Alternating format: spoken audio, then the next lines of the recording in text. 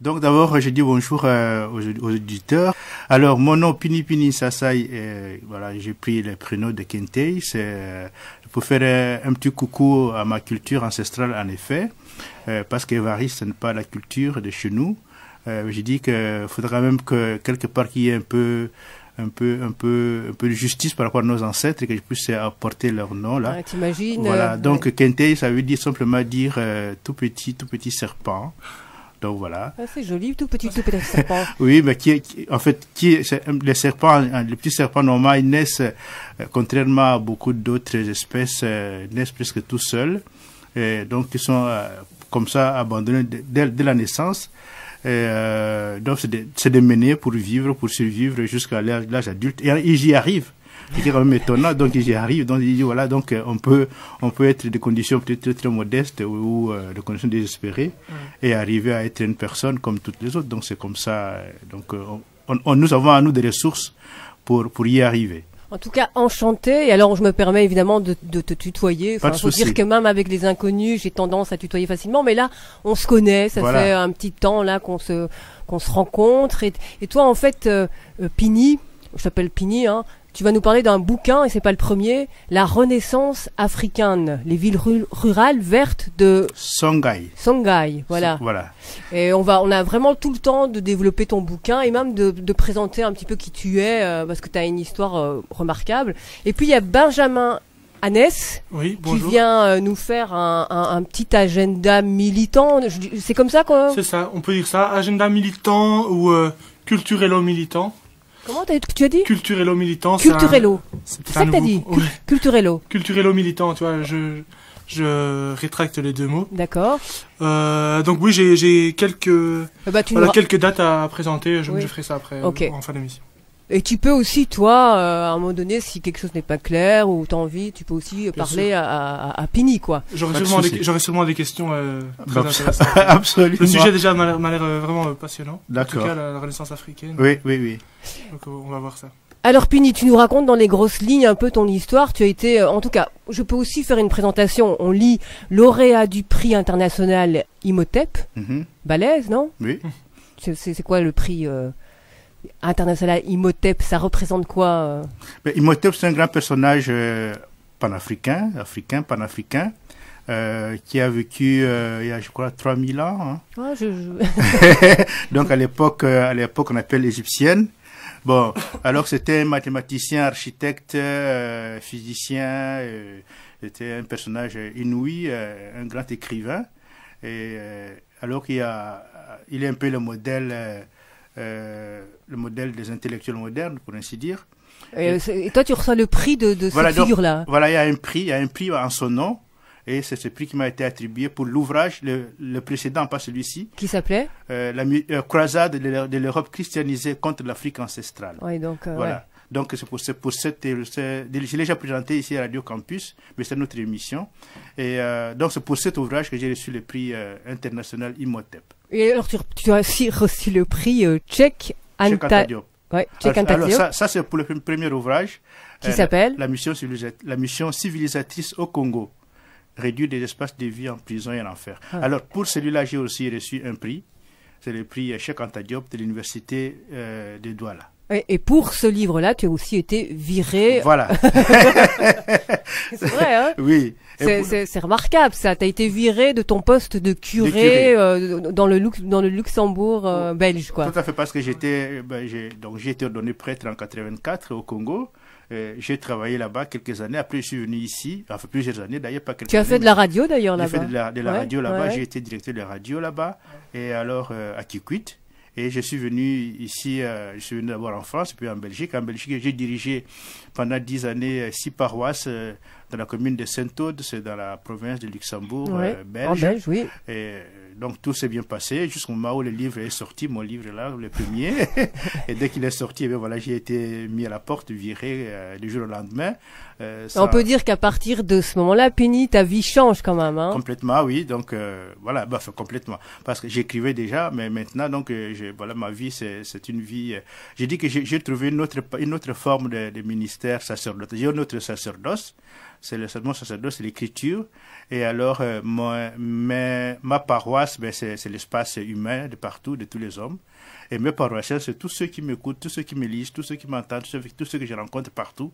Et bien voilà, ce sont mes paroles. Donc, en fait, je suis devenu paroissien comme eux. Je ne suis plus le prêtre, je suis plus prêtre, je suis simplement...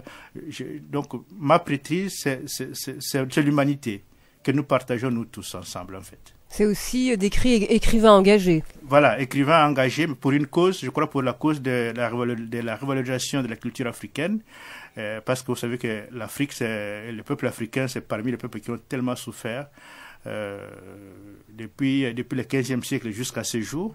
Et donc il est, je crois, temps pour qu'on puisse mettre fin à ce martyre qui ne se comprend pas.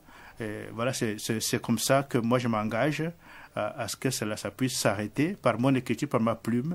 J'essaie d'interpeller les consciences, aussi bien africaines qu'autres, pour que ensemble nous puissions travailler pour un autre monde que celui-là, que le monde des violences, dans lequel malheureusement nous sommes plongés tous les jours davantage, et ça ne semble pas s'arrêter. Mais je dis aux gens que c'est pas parce que on voit tant de violences, nous devons croire que notre monde n'est que celui-là. Nous avons un autre monde que celui de la violence, et pour que le monde redevienne un monde tel que les ancêtres nous l'ont légué, un monde de paix, mais nous devons nous... tu crois qu'il y a eu la paix un jour sur Terre complète, là? Oui. Enfin, absolument, en tout cas les désordres actuels... Le paradis, alors, carrément, toi. Je te charrie, hein. Sinon, nous ne serions jamais là. Parce que tel que nous sommes en train de conduire le monde aujourd'hui, mais on voit très bien que nous allons le karma les faire exploser. Il n'y aura plus personne sur la terre. Hein. Si ça continue comme maintenant. Oui, c'est vrai. Donc, si nous sommes là, nous, aujourd'hui, c'est parce qu'il y en a ceux qui nous ont précédés ont conduit le monde autrement. Et donc, mais on nous fait croire quand même l'inverse, quoi. On nous fait croire l'inverse, mais c'est la propagande complètement, enfin, la propagande de ceux qui vendent les armes. Mais sinon, c'est pas ça. Parce qu'il faut savoir que si nous sommes ce que nous sommes, si le monde a commencé il y a bien longtemps, je veux dire l'humanité, hein. Donc il a fallu se battre presque jour après jour pour maintenir la vie en vie. Donc ceux qui nous ont précédés se sont battus avec les forces de la nature, surtout. Quand tu parles de l'idée qu'en fait il y aurait plus eu de collectifs et de coopération qu'on arriverait à nous faire croire au fond.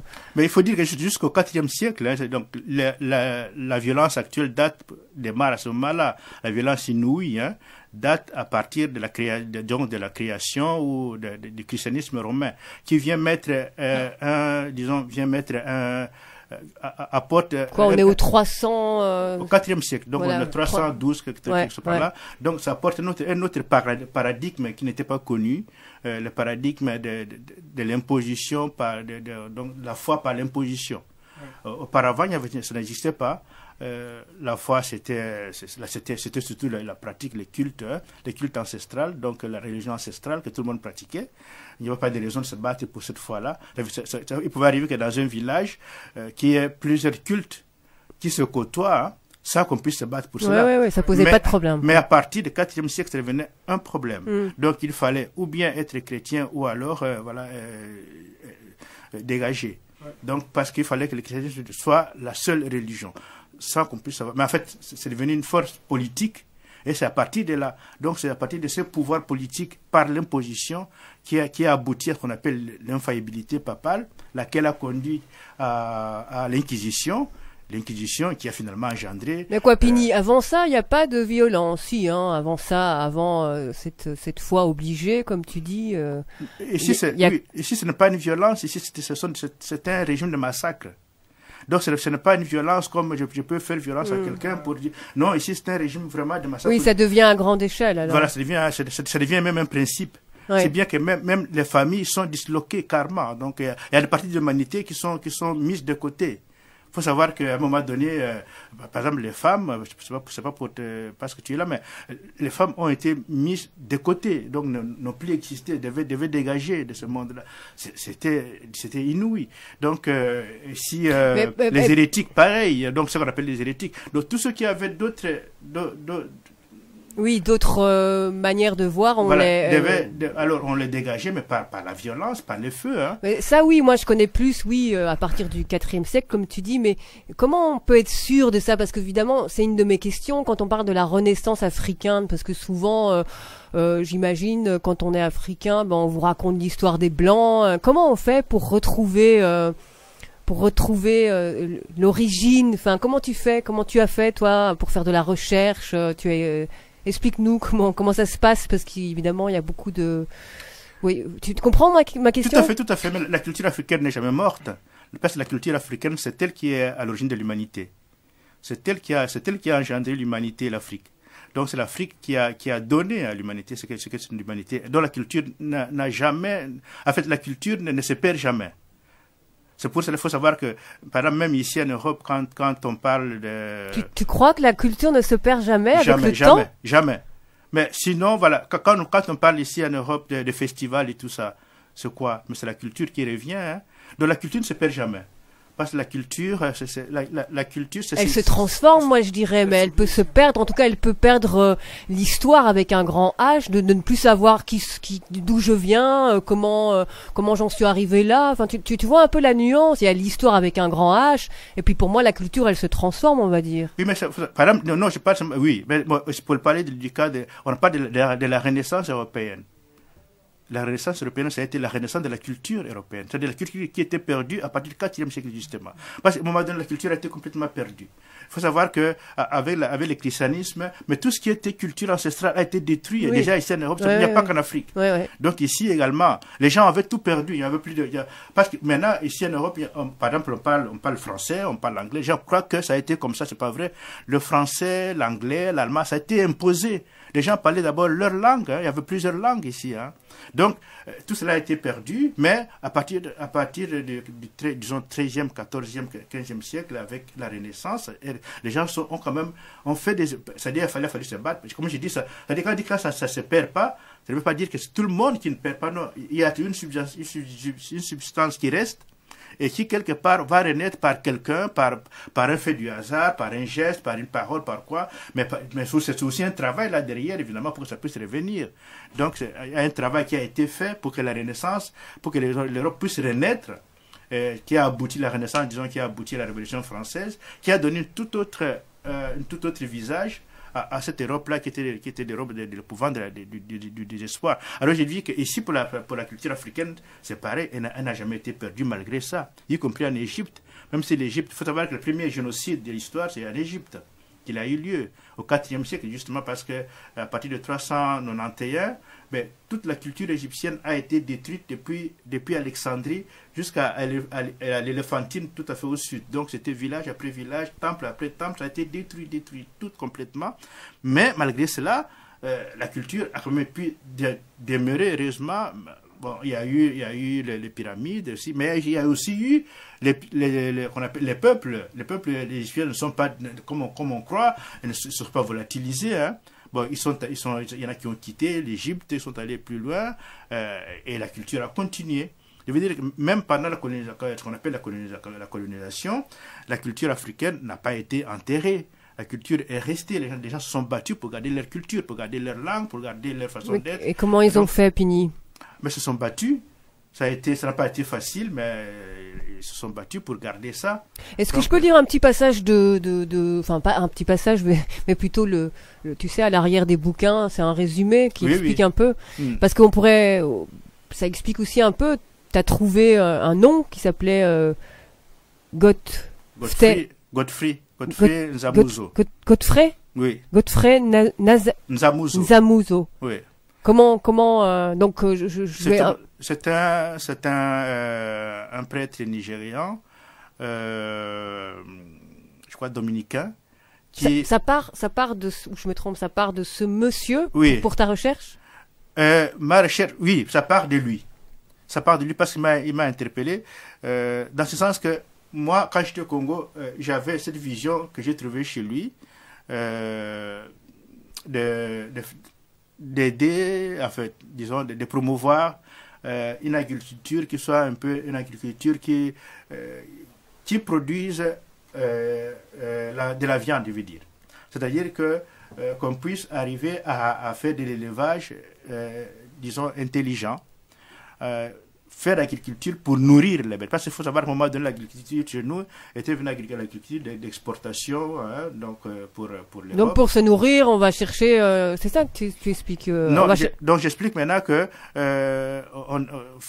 il a fallu donc quitter l'agriculture telle qu'elle était imposée par la colonisation, l'agriculture d'exportation, pour une agriculture pour l'élevage. Donc cultiver pour nourrir les bêtes, afin que les bêtes vous donnent à manger, mais aussi que les bêtes puissent vous donner aussi de l'argent.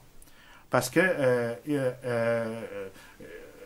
une vache ou une poule ou un poisson, bon, ça se vendra de toute façon. Donc ça se vend. Si tu ne manges pas, tu peux le vendre d'une façon ou d'une autre. Donc c'est toujours de l'argent plutôt que d'avoir le maïs qui reste là, par exemple, si tu as des tonnes de maïs qui pourrit, mais ça pourrit. Donc, il faudra maintenant que le maïs ou les arachides ou le niébé ou tout ce qu'on produit, que ça puisse servir à nourrir les bêtes. Donc, moi, j'avais promu quand j'étais en Afrique, parce que je trouvais que c'était la meilleure façon pour transformer les villages, pour les gens pour avoir des revenus. Alors, j'ai trouvé ça chez lui. Dans mes recherches, en fait, il y a un ami qui m'a demandé d'écrire un article sur le nouveau pouvoir en Afrique. Alors, dans mes recherches, j'ai trouvé ce monsieur que je ne connaissais pas, mais alors j'ai vu quelque chose d'extraordinaire. Godfrey Nzamuzo. Ce qu'il est en train de faire au Bénin. Donc, c'était un monsieur qui était professeur aux États-Unis, il est nigérian, dominicain, professeur aux États-Unis, et en 81, je crois 82 ou 80, a commencé ce qu'on appelle l'épisode de la sécheresse en Éthiopie.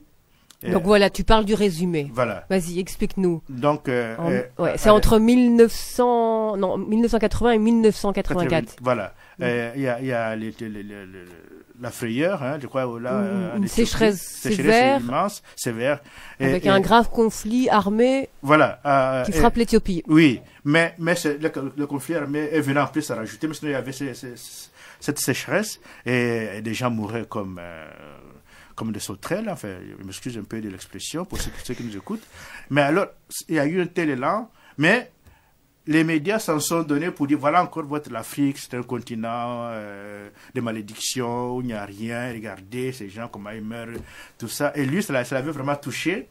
Et bien, il dit, mais bon, maintenant, moi, je voudrais montrer notre visage, notre face de l'Afrique, et je vais le faire moi-même de mes propres mains. Oui, c'est assez incroyable, parce que dans le résumé, on lit, le gars, il était occupé... il était universitaire, si j'ai bien compris. Oui, professeur d'université. Oui. Aux États-Unis. Il était choqué et décidé de tout ce qui se passait là, qu'il est revenu. Voilà. Donc il revient dans le pays. Avec ses mains, rien qu'avec ses mains, mais avec des idées, avec cette idée-là, de transformer les villages, de donner notre visage au village. Alors il cherche un terrain pour mettre en pratique son idée, il ne trouve pas. Ni chez lui au Nigeria, ni dans d'autres pays, sauf heureusement. Comme toujours, tu as toujours quelque chose qui change un peu. Il trouve un président, je vois, qui s'appelait Kirikou, qui est un Béninois. Excellent, Kirikou. Tu vois le dessin animé Kirikou? Moi, mes filles ont grandi avec le... Non, toi, tu vois, Pini? Oui, Kirikou? mais c'est pas non, un dessin animé. Non. J'imagine. Oui. Alors, lui donne un terrain vague qui était inoccupé, bon, pour dire où ça va, bon, écoute, voilà, on va voir ce que tu vas faire. Et lui, avec un groupe de jeunes, il y avait 6 qui étaient avec lui, ils vont commencer cette révolution là-bas, dans un village qui s'appelle Ouando, tout près de Porto Novo. C'est une ville au Bénin. Au Bénin, oui. Voilà. Et alors, c'est là qu'il commence son centre, elle lui donne le nom de Songhai. Alors, ce nom-là, ce n'est pas n'importe quel nom, il ne choisit pas de nom au hasard. Songhai, c'était un ancien empire africain. Il faut savoir que l'Afrique ancienne était l'Afrique des empires et des royaumes. Le royaume, il y a le royaume du Mali. Il y a voilà, le royaume du Mali. L'Éthiopie. Le royaume du Ghana. C'est le plus connu, ça. Ouais. Oui. Voilà. Donc, il y avait Songhai aussi. Le royaume de Songhai qui couvrait le Niger actuel, le Nigeria, et je crois une partie du Ghana. Et il donne ce nom-là. Bon, les gens disent, mais c'est quoi ça, cet homme? Mais en fait, en donnant ce nom, il voulait récupérer les valeurs africaines les valeurs ancestrales africaines qui avaient construit cette société. Parce qu'on est arrivé à construire une telle société, c'est à partir des valeurs, comme je te disais, dont les anciens n'étaient pas que des bagarreurs, comme on le présente. Exactement. Ils avaient des valeurs extraordinaires. Le courage, créativité, sens du bien commun, discipline et solidarité. Et puis d'autres encore. Et donc, c'est sur ces valeurs qu'il faut construire la nouvelle Afrique. À partir de son centre Songhai à Wanadu. Et là, c'est lance avec des jeunes gens là. Petit à petit, hein, ils font... Mais donc c'est une vraie histoire tout ça. C'est une vraie histoire, Donc ils commencent tout doucement avec des étangs, avec des champs, avec petit à petit, mais il a fallu travailler très très dur. Bon, certains jeunes sont partis, d'autres sont restés. Mais ils ont quand même continué. Et petit à petit, d'autres jeunes sont venus se rejoindre à eux. Et le centre a commencé à grandir au point que il commençait à faire parler de lui. Et les jeunes venaient de plus en plus jusqu'au moment où ils ont trouvé qu'il fallait ouvrir un autre centre avec le même esprit, un peu plus loin. Dans un groupe de jeunes est allé ouvrir un autre centre. Et puis finalement, il y a eu encore un centre de plus. Et puis encore un autre, puis encore un autre. Donc finalement, ça s'est étendu. Aujourd'hui, ce centre-là, il y en a un peu partout. Donc, au Burkina Faso. En Afrique, un peu partout en Afrique? Oui, en Afrique, bien entendu, Afrique de l'Ouest. D'accord. Donc, en fait, l'espace ancien de l'ancien Songhai est en train d'être réactualisé de cette façon-là. Aujourd'hui? Aujourd'hui. Pourquoi? Mais par ce travail-là. Mais enfin, quelle question, cela? Je dis, mais par ce travail qu'il est en train de faire, lui. Donc, c'est ce travail-là, et les jeunes ont compris. Oui, mais quand je dis pourquoi, ça veut dire qu'aujourd'hui, il y a vraiment plein de choses qui se passent aussi en Afrique. C'est vrai, quand on parle de l'Afrique, bon, c'est grand en Afrique. Hein, il y a un espèce de... Il y a plein de choses qui se passent en Afrique. Tu pourrais un petit peu... C'est peut-être pour ça aussi que Songhai... prend aussi, c'est parce qu'il y a un espèce de renouveau comme ça en Afrique. Il y en a marre de cette gouvernance. Les gens veulent se réapproprier leur histoire. Oui, c'est le grand problème. Ou bien je me trompe. Non, mais tu te trompes pas. Le grand problème de l'Afrique, c'est bien sûr le découpage territorial qui est colonial, là, européen, et qui n'a pas tenu compte des peuples. Donc c'est ça, c'est un problème. Tu vois, l'Afrique, c'est vraiment, c'est une mosaïque de tout petits États. Surtout l'Afrique de l'Ouest. Voilà, et surtout l'Afrique de l'Ouest. Et ça cause un véritable problème. Donc l'unité culturelle est un peu mise à mal par ces micro-États-là. Et ça a créé des guerres ou sinon des conflits, toutes ces frontières imposées, non? Ou c'est n'importe quoi ce que je dis là? Tout ce découpage en Afrique de... Bon, ça dit, il n'y a pas eu, en fait, des conflits ethniques comme le présente ici. Hein. Il n'y a pas, il y a plutôt des oppositions pour le pouvoir. Et alors, ce sont des manipulations de la population pour la prise de pouvoir, mais ce n'est pas des oppositions déjà en tant que, pour s'opposer en tant que peuple. Parce qu'il n'y a pas de raison, on est même peuple. Mais c'est plutôt par rapport au pouvoir. Quelqu'un qui est au pouvoir, alors il veut parfois... il s'entoure de quelques personnes de son clan ou de son village. Les Tutsis et les au Rwanda, là, toute cette histoire, voilà, on s'égare. Oui, on s'égare. Restons... Là, ça n'a strictement rien à voir. Nous sommes dans un tout autre paradigme là. Mais c'était pour parler des conflits que le colonisateur, il est allé quand même créer plein de conflits dans ses peuples, quoi. Enfin, c'était ça que j'avais envie de dire. Oui, donc c'est ça. Donc nous nous égarons pas. Alors que restons donc en Afrique de l'Ouest avec le centre Songhai. Mais la petite parenthèse, c'est vrai ou c'est pas vrai? Après, on reprend. Les blancs. L'Occident, les colonies, ils ont quand même créé des conflits entre les peuplades en coupant ou pas, oui ou non? Je n'aime pas tous ces mots-là, ni blanc, ni Occident. Ce sont des mots, ce sont des concepts que pour moi, non. Moi, pour moi, tu sais, on appelle un chat, soyons simples. Hein. Voilà, non, c'est pour dire, pour moi. C'est pas les Chinois qui sont venus vous coloniser quand même. Hein. Non, c'est-à-dire que c'est une forêt vierge. Quand on dit les blancs, tout le monde se met dedans. Il y a plus, on ne sait plus voir qui est qui. Alors, moi, ceux qui sont allés là-bas. Les Français, les Anglais. Voilà, ceux qui sont allés là-bas comme occupants, mais ils sont allés à leur nom. Donc, il ne faudra pas qu'ils mettent tout le monde là-dedans. Hein. Parce que finalement, après, quand on se retourne, non, c'est pas nous tous, nous ne sommes pas là-dedans, nous n'y étions pas. Alors, si tout le monde n'y était pas... Mais voilà, c'est complexe voilà, tout ça, parce que justement. on en a bien profité aussi de tout ça, tu vois. Voilà, justement. C'est complexe. Mais il y en a quand même qui ont été en leur propre nom. Je crois ceux-là, faut qu'ils soient connus et c'est eux qu'il faut poursuivre et non pas tout le monde. Comme ça, j'ai dit, j'aime pas beaucoup toute cette nomination. Mais puis les Blancs, c'est une conception tout à fait intellectuelle, ça n'a rien à voir avec la réalité. Ça n'a jamais existé. Il n'y a personne qui est blanc d'ailleurs.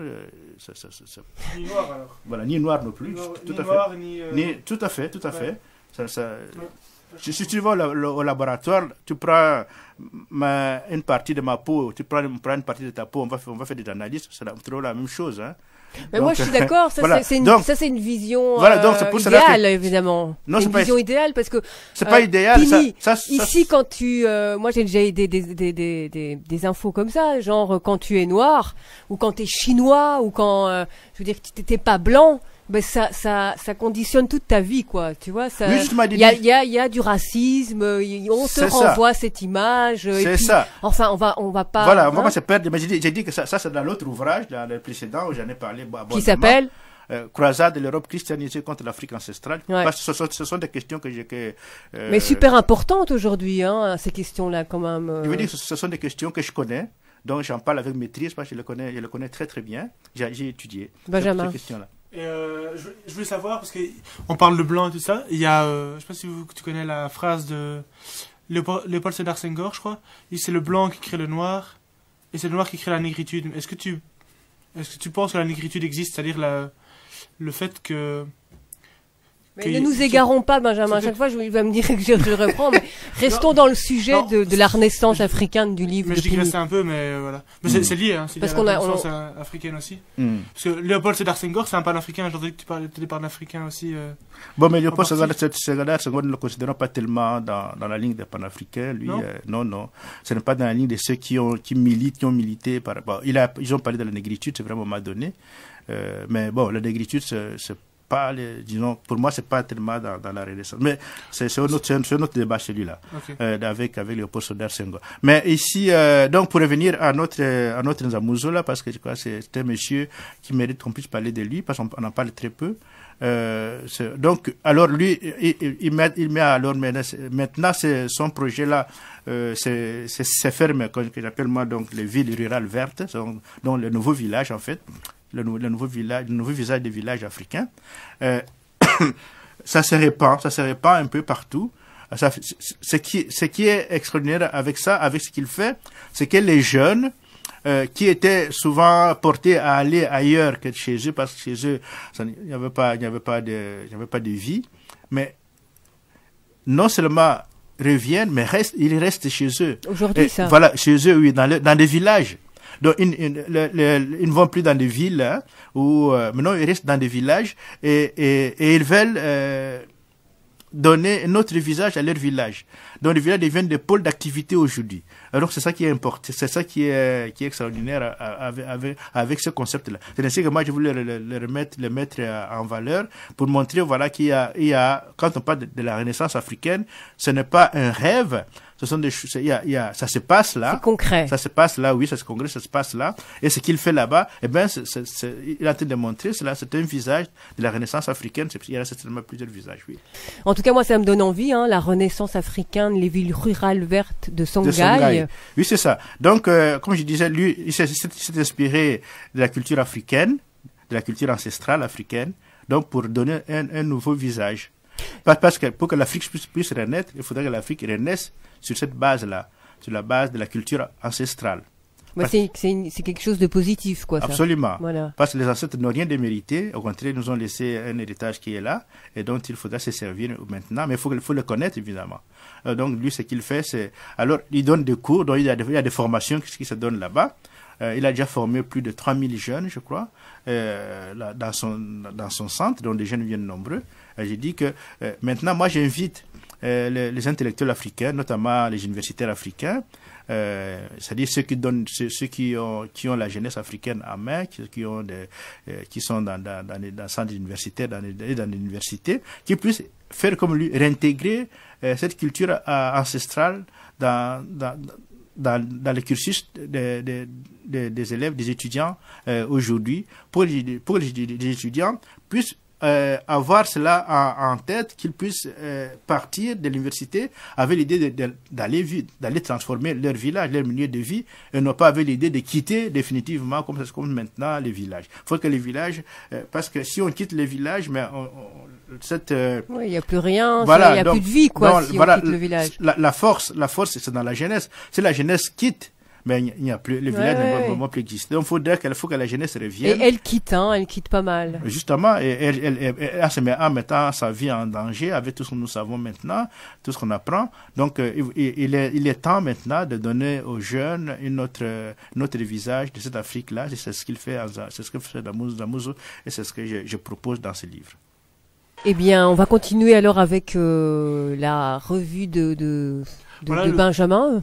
Je vais faire un petit agenda donc des événements dont on parle pas forcément dans les médias actuels ou voilà, qui peuvent passer inaperçus si on n'a pas prêté attention.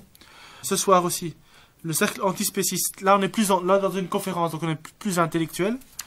Ça veut dire quoi, antispéciste? Antispéciste, c'est les gens qui considèrent qu'ils ne font pas de hiérarchie dans les espèces animales.